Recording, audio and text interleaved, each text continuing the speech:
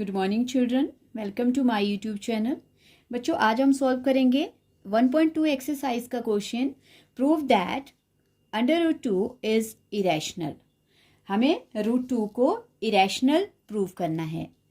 Okay, तो इसके लिए सबसे पहले हम क्या करेंगे, अंडर रूट 2 को रैशनल लेट कर लेंगे।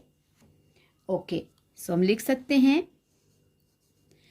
If under root 2 is an irrational,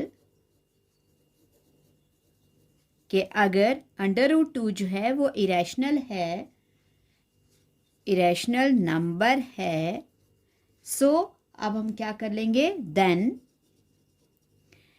late it be a rational number. Okay, हम इसको रैशनल नंबर लेट कर लेंगे। पहले बच्चों ये अज्यूम करना पड़ता है कि ये रैशनल है और लास्ट में फिर हमें इसको इरेशनल प्रूव करना पड़ता है।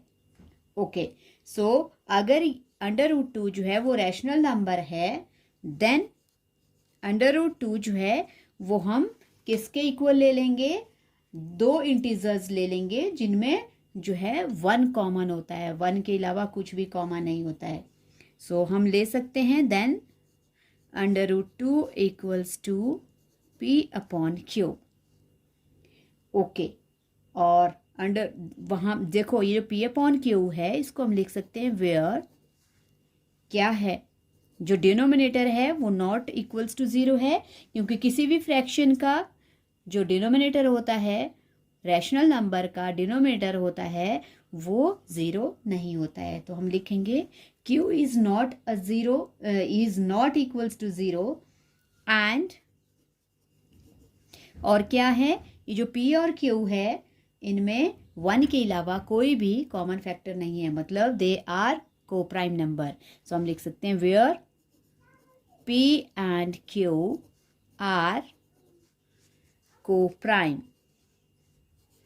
ओके, ये हमने को प्राइम ले लिया। को प्राइम का मतलब होता है कि ऐसे नंबर जिनमें 1 के अलावा कुछ भी कॉमन नहीं होता है, कोई भी फैक्टर कॉमन नहीं होता है।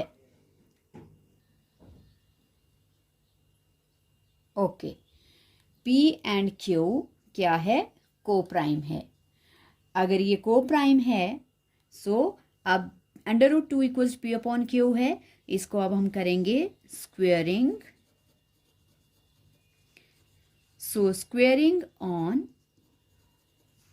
बोथ साइड्स, इसको हम नंबर 1 इक्वेशन डाल लेते हैं। तो हम लिख सकते हैं squaring on both sides to equation, कौन सी इक्वेशन को, इक्वेशन 1। ओके, तो बच्चों अगर इनका स्क्वायर करेंगे, देखो किस तरह से क्या क्या होगा। अंडर रूट का जब हम स्क्वायर करते हैं तो स्क्वायर से रूट कट जाता है, हमारे पास रह जाएगा यहाँ पे 2 ओनली, और इनका स्क्वायर हो जाएगा P square upon Q square, और ये क्या बन जाएगा बच्चों, ये अगर हम इसको क्रॉस मल्टीप्लाई कर लेंगे तो ये हो जाएगा 2 q square equals to p square, और हमारे पास क्या हो जाएगा, देखो अगर हम इस तरह से लिखते हैं क्यू स्क्वायर इक्वल्स टू, हमारे पास आ गया पी स्क्वायर अपॉन 2। तो क्या कर दिया, पी स्क्वायर को 2 ने डिवाइड कर दिया। ओके, अगर ये डिवाइड कर रहा है, सो हम लिख सकते हैं therefore P square is divisible by 2, या 2 डिवाइड्स पी स्क्वायर, ऐसे भी लिख सकते हो, 2 divides P square, sorry small p लिख दिया मैंने, पी स्क्वायर, अगर पी स्क्वायर को 2 जो है वो डिवाइड कर रहा है, तो इसका मतलब है दिस इम्प्लाइज दैट 2 क्या कर रहा है, 2 डिवाइड्स सिंगल p। अगर 2 जो है पी स्क्वायर को डिवाइड करता है तो 2 जो है वो सिंगल p को भी डिवाइड करता है। ओके, ये हो गया बच्चों हमारे पास। और इस वाली इक्वेशन को हम नंबर 2 डाल सकते हैं, क्योंकि जब आप वैल्यू पुट करोगे p की तो वैल्यू इसमें ही पुट करनी पड़ेगी। ओके, अब देखो बच्चों, हमने प्रूव कर दिया कि 2 जो है p स्क्वायर को डिवाइड कर रहा है, और वैसे ही जो 2 है वो p को भी डिवाइड करता है। लेकिन अब हमें q को भी 2 से डिवाइड करवाना है, तो उसके लिए पहले हमें लेट करना पड़ेगा क्या बच्चों, p की value. Let p equals to 2m, और p की वैल्यू मैंने 2m ले ली, तो इस p की वैल्यू को जो हमने अभी लेट किया इसको हम कहाँ पुट करेंगे, इसको हम पुट कर देंगे इक्वेशन नंबर 2 में। सो हम लिख सकते हैं कि ऑन पुटिंग या सब्स्टिट्यूटिंग, ओके,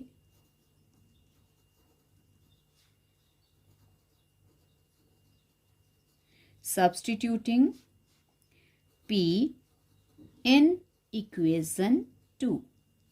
ओके, इक्वेशन 2 में सब्स्टिट्यूट कर देंगे तो देखो बच्चों हमारे पास क्या हो जाएगा, 2q स्क्वायर इक्वल्स 2, और p की वैल्यू हमने क्या ली है 2m, तो p स्क्वायर p के प्लेस पे 2m, और क्योंकि इसमें स्क्वायर लगा है तो इसमें भी स्क्वायर हो जाएगा।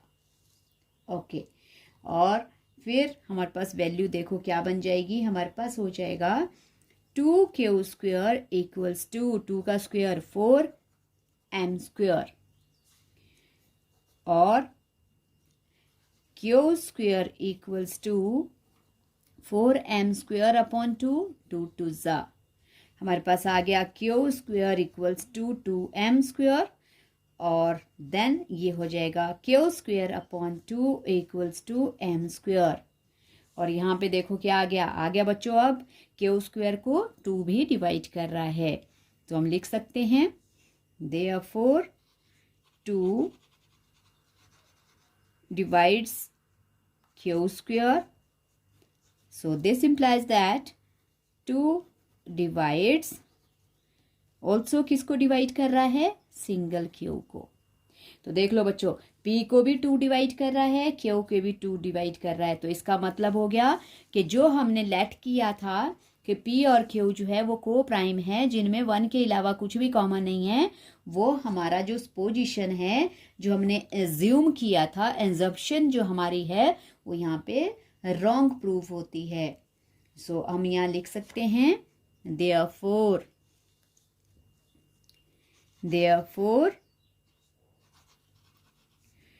2 इज, क्या है 2 दोनों को ही 2 p और q को जो है वो डिवाइड कर रहा है, therefore 2 divides p and q, दोनों को डिवाइड करता है, p एंड q बोथ, दोनों को बोथ पहले भी लिख सकते हो।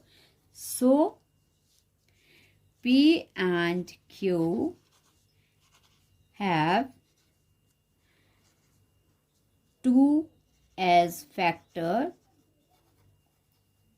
other than 1। ओके, तो क्या हो गया यहाँ पे प्रूफ कि p और q में 1 के अलावा एक और नंबर है, एक और फैक्टर है, और वो है 2 जो कॉमन है दोनों में। सो ये क्या करता है, हमारी कॉन्ट्राडिक्शन को, हमारी इंजेप्शन को इनकरेक्ट प्रूव करता है। सो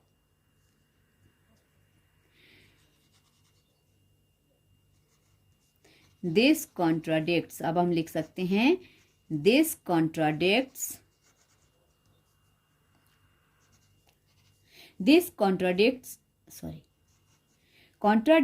अवर, क्या लेट किया था, क्या अज्यूम किया था, इंजप्शन दैट, क्या है बच्चों, क्या, दैट √2 इज, क्या हमारी इंजप्शन को कि ये रैशनल नंबर है, ये इनकरेक्ट है हमारी assumption. This contradicts our assumption that √2 is rational. Hence क्या है हमारे पास? Hence √2 is irrational.